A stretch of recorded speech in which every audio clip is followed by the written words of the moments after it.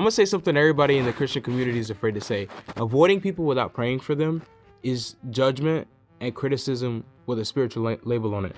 And it looks like, oh, they don't have any fruit. I gotta back up from them.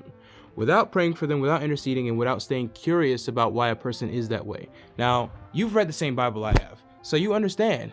Seeing that somebody doesn't have fruit, yes, is discernment, but it's the posture behind which you are seeing that, right? Because it does say here, why do you look at the speck of sawdust in your brother's eye and pay no attention to the plank in your own eye?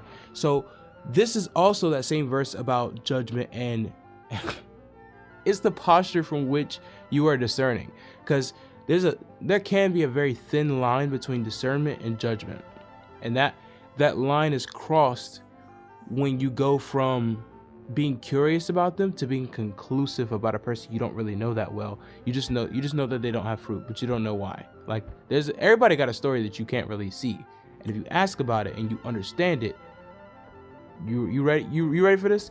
If you see somebody's entire story, you will have zero room to judge.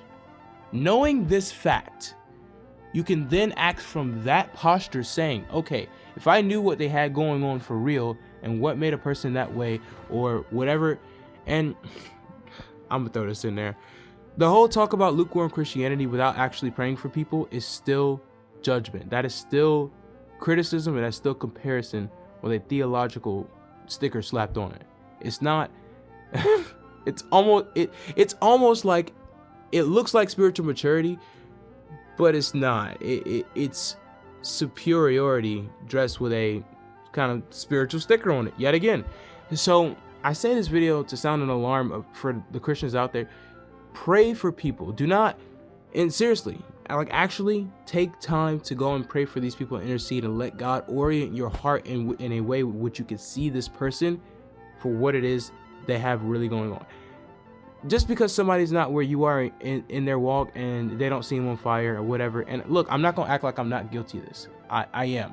But I realize it's still judgment if it causes you to compare your walk to theirs. If it causes you to compare your fruits to theirs. Because at the end of the day, the fruits don't come from you. They come from Jesus.